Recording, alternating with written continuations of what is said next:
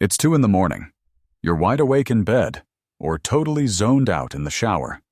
A fierce war is raging in your head right now, an argument that never actually happened. You play your own role, and immediately afterward, you play the role of your opponent, word for word. But ask yourself honestly, why does something as mundane as a simple phone call, a quick request for time off from your boss, or even ordering food turn into a tormenting movie in your head? Why does your mind force you to secretly write page-long scripts for everyday life? Brace yourself. Because what you experience every day is absolutely not harmless preparation. It doesn't mean you're particularly smart or cautious. It's a silent, desperate survival mechanism of your own brain. And today, you'll understand what it's really trying to protect you from. Society loves to romanticize this behavior. They might call you a perfectionist. They say you're just very well prepared, extremely thoughtful, or a masterful communicator who always chooses their words carefully. But ask yourself, deep down, does that really feel like a strength? No, it's draining. In truth, this constant mental preparation is a clear symptom of pure emotional exhaustion. You're not just cautious, you're completely burned out. Psychology has a very precise term for this state: anticipatory coping. In German, the proactive coping strategy. The renowned researcher Dr. Thomas Borkovec has intensively studied this phenomenon of constant worry for decades, and his findings shed a whole new light on the invisible war in your head. He found that this compulsive worrying isn't an attempt to solve problems. It's a desperate escape attempt. It's your brain's attempt to avoid negative emotions and deep pain. Your mind intentionally simulates the absolute worst-case scenario over and over again. Why does it do that? Because it wants to protect you from unexpected shock. Your brain operates on a tragic logic. If I experience rejection, conflict, or embarrassment 1,000 times over in my head right now, then cruel reality can't catch me off guard anymore. You train every day for emotional doomsday, just so you'll never be unpleasantly surprised. All of this leads you directly into a dangerous psychological trap: the illusion of control. Deep down, you believe that if you just anticipate every possible move your counterpart might make, you can't get hurt anymore. You think that if you already know all the answers, there's absolutely no room left for mistakes, for awkward pauses, or for others' harsh judgments. You're literally playing chess with reality, and this need for control shows up in the most everyday things, this constant, endless overthinking and revising. You definitely know this. You take 45 minutes for a short email that ends up being only 3 sentences long. You type the word "however," stare at the screen, frantically delete it, and write "although." Every single sentence feels like you're defusing a bomb.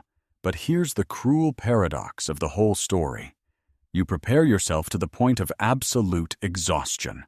But then, when the actual conversation finally begins, you often appear stiff and unnatural. You suddenly get completely flustered or forget your painstakingly written script entirely. The reason is simple. Reality never sticks to your script. Other people aren't actors you can hand scripts to beforehand. Let's take Min, for example. Min actually just wanted to stay home tonight and rest. He spent a good half-hour rehearsing in his head how he could politely decline his friend's invitation. He had the absolutely perfect, safe excuse ready. But then the phone rang. His friend didn't call as expected. Instead, he started the conversation with a small, spontaneous joke. A joke that wasn't in Min's script at all. And what happened in that moment? Min's mind completely blanked. All his mental preparation collapsed in a split second. Because he was so focused on his script, he panicked and suddenly heard himself stammering, "Yeah, sure, I'll come along." He agreed, even though he was completely exhausted, just because the actual moment deviated minimally from his perfect plan. That's not real communication anymore. That's the moment your mind collapses under its own weight. What happened to Min there has absolutely nothing to do with poor communication skills. Neuroscience shows us a much deeper, much more emotional picture. When your brain is forced to continuously run in this stressful processing mode, it's usually a scar from your past. It's the legacy of a time when your mind had to work hard to protect you. Let's go back to your childhood for a moment. Many people who suffer from this constant internal rehearsal grew up in an extremely unpredictable environment. Maybe your home wasn't a safe harbor back then. Maybe it was more like an emotional minefield, a place where adults' moods were completely unpredictable and could change in an instant. A wrong look, a wrong word, and the mood exploded. As a small child, you had no power there. So you had to develop a survival strategy. You learned to read the invisible air in the room. You meticulously analyzed the faces, footsteps, and tone of adults long before anyone even said a word. You always had to prepare the safest, most inconspicuous answer in advance, just to avoid triggering a new conflict. Your brain learned a painful lesson back then. Every thoughtless word is a deadly danger. The emotional center in your brain, the amygdala, was thus in a constant, agonizing state of alarm. And the tragic thing is, this amygdala never learned to turn itself off again. To this day, it alarms at every little thing. It turns every completely normal conversation in the present, every trivial phone call, into a vital survival test. When you rehearse your sentences in your head today, you're not preparing for a conversation. It's your inner child, still desperately bracing for the next impact. But at this point, we have to be absolutely honest with each other. This constant internal preparation isn't safe, and it's not romantic either. It's a quiet, invisible thief. It silently and secretly steals your most valuable life energy every single day. If you're constantly busy writing and revising your perfect script in your head, you lose something much more important. You lose touch with the real world. You lose the present. Think about it really carefully. How often are you not really listening to the other person anymore? You're physically present, but in your head, you're actually just waiting for your turn to finally recite your memorized lines. And this is precisely where the great, tragic irony of your behavior lies. You prepare so extensively because you seek closeness, because you want to do everything right, and don't want to be rejected. But by rigidly clinging to your script, you're actually building a thick, invisible wall between you and the other person.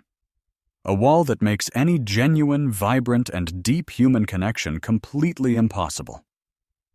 Because true connection never happens according to plan. Please don't imagine your life as a perfectly staged Broadway show anymore. There's no finished script here. Life is pure improvisational theater.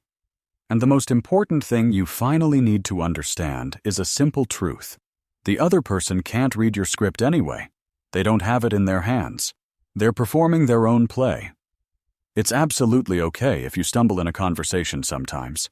It's perfectly fine to say the wrong word sometimes, or to have to endure an awkward silence.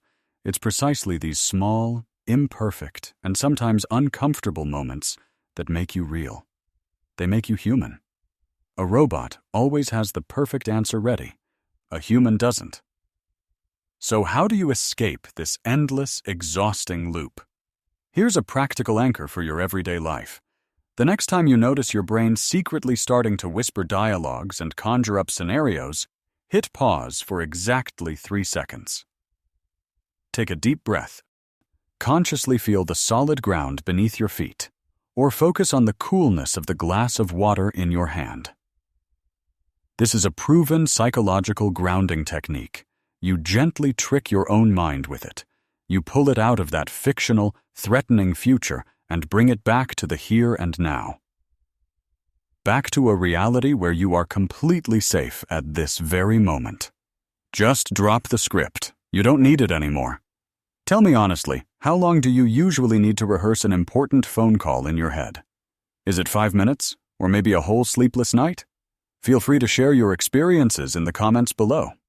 This place here is a safe space for all of us to share our stories. You are absolutely not alone in this. If this video helped you understand yourself a little better, then subscribe to the channel and hit the bell. If you'd like to support this work, become a member here at Tom Lee Moy. Together, we can delve even deeper into the hidden corners of human psychology and further expand this space for genuine, understanding connections. Take good care of yourself. And don't forget, it's completely okay to live without a script now and then. Until next time.